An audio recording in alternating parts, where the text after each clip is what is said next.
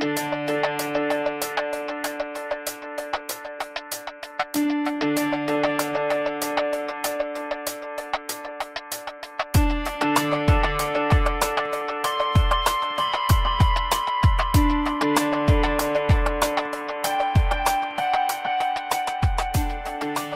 la migra llega a detenerte, mantén la calma. Tienes el derecho de no firmar nada y no decir nada. Tienes el derecho de permanecer callado. También el derecho de pedir un abogado.